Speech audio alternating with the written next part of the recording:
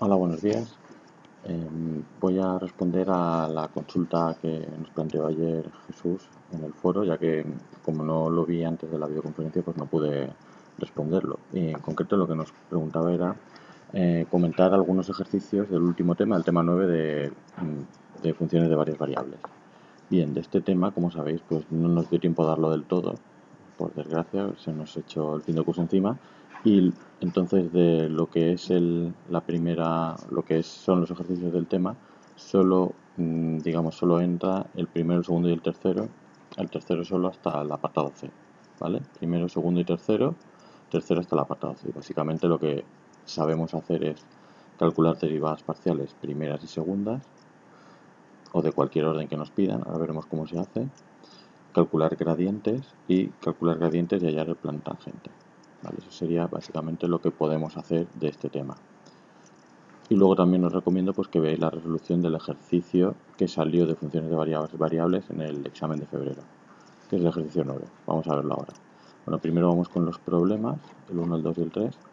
Como veis, derivar funciones de varias variables es idéntico a derivar funciones de una variable, solo que cuando derivas respecto a una variable, por ejemplo, respecto de la x, pues te imaginas que la y es una constante, ¿vale? Con esa sencilla regla, si sabéis derivar una variable, sabéis derivar también de varias variables, ¿vale? Lo que se denominan derivadas parciales. Por ejemplo, en este caso estamos derivando la función f respecto de la variable x, si lo indicáis con este signo que es como una arroba. Vale, derivada parcial de f respecto de x es coger esta función, imagínate que la y es constante y derivarla respecto de la x. Entonces la derivada de x es 1, la derivada de y es 0, por eso no aparece, y la derivada del término 1 partido por xy es menos 1 partido por x cuadrado y, porque la y actúa como una constante. Cuando me piden derivadas parciales segundas de orden 2, entonces tengo que coger, por ejemplo, si me piden de orden 2 respecto a la variable x, cojo la función que ya he derivado una vez respecto de x y la vuelvo a derivar. Y esa es la derivada segunda. Aquí este término, al derivarlo respecto de x, se me va porque es constante y el otro se convierte en 2 partido por x cubo y. Misma filosofía. Dejo la y constante y derivo respecto de la x. Y vosotros mismos podéis continuar explorando y comprobando que el resto de la resolución está correcta. Cuando derivo respecto de la y, pues me imagino que la x es constante, ¿vale? Una cosa que podríamos mencionar es cuando tengo que hacer la derivada respecto cruzada, ¿vale? Derivada respecto de la x y respecto de la y. Pues en ese caso, da igual que derive primero la x y luego derive la y, que partiendo de la f, derive primero la y y luego la x, ¿vale? Es exactamente lo mismo, el resultado tiene que ser el mismo y si queréis lo podéis comprobar. Aquí tenéis otro ejemplo, pero las reglas que tenéis que aplicar son las mismas. Luego el ejercicio 2, igual nos piden calcular derivadas, nos pide calcular el gradiente, ¿vale? En este segundo ejercicio. Vale, el gradiente no es más que un vector en el que, ¿cómo construyes cada componente del vector? Pues la primera componente es la derivada parcial de la función respecto de la primera variable, que es x. Y la segunda componente del vector es la derivada parcial de la función respecto de la segunda variable, que es la variable y. ¿Vale? O sea que simplemente, prácticamente te están preguntando lo mismo, aunque el concepto es muy importante, pero el concepto de gradiente ya eh, es muy importante, pero básicamente lo que tenéis que saber por ahora es que simplemente es un vector cuyas componentes son las derivadas parciales respecto de cada variable. O sea que es pues, pico pala, ir derivando respecto de cada variable y luego componerlo en un vector, tal y como tenéis aquí. Y después cuando me piden calcular el vector gradiente en distintos puntos, simplemente es hacer, yo ya tengo mi vector gradiente, que es un vector de funciones, pues sustituir en esas funciones el valor que me dan. Si me dan el valor 0, 0, pues 2 por 0 menos 0 es 0. Menos 0 más 3 por 0 al cuadrado, 0. Si me dicen el valor 1, 0, pues la x va a valer 1 y la y va a valer 0. 2 por 1 menos 0 es 2. Menos 1 más 3 por 0 es menos 1. ¿Vale? Y así con todos. Comprobarlo porque esto es muy sencillo. En el último, idéntico, solo que la función es un poco más compleja. Es la función que nos dan es x a la quinta por y elevado a la décima por el coseno de pi por x por y al cuadrado. Bien, la derivación es igual, ya sabéis derivar, nos piden el gradiente, de la función.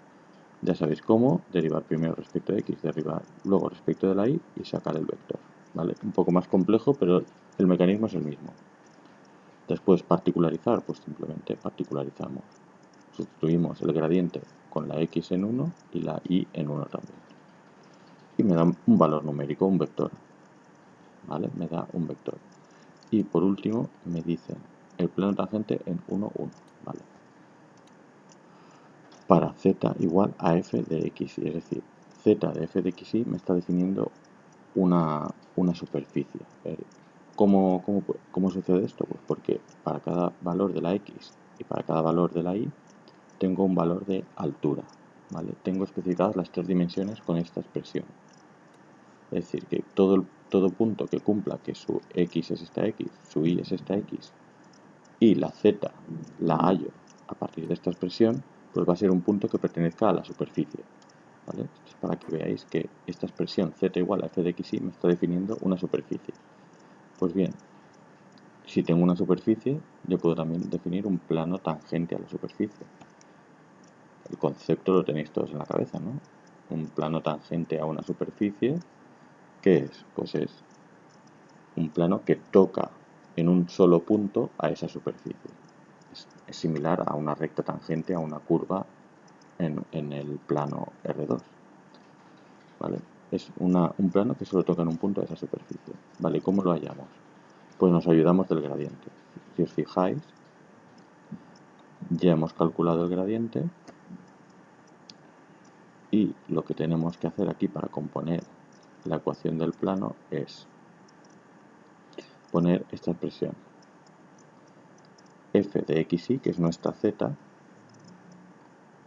perdón, esto sería, sí, en las inmediaciones del punto xy, pues lo puedo poner de esta manera, que es el desarrollo de Taylor.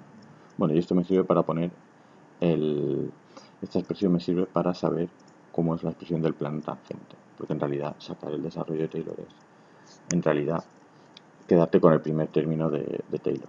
Bueno, en definitiva, ¿qué es lo que tenéis que hacer? Pues simplemente calculáis la z, que es f de xy, va a ser igual a la derivada parcial en el punto que os han dado respecto de la x multiplicado por x menos este término. ¿Y qué es este término? Pues es la x donde tienes que calcular el plano, más la derivada parcial en ese punto 1, 1 respecto de la variable y, multiplicado por este término que es y restando a el término 1, y que es 1, pues es la y donde estás calculando el plano tangente. ¿Vale? De esta manera se calcula de manera muy fácil el plano tangente a la curva, a la superficie en este caso, porque estamos en tres dimensiones. Si os fijáis, pues es muy similar el problema que salió en el parcial, bueno, en el último examen, es muy similar, ¿vale? Es una expresión, calcular el gradiente, particularizar en dos puntos y poner el plano tangente. Y tenéis aquí también la resolución.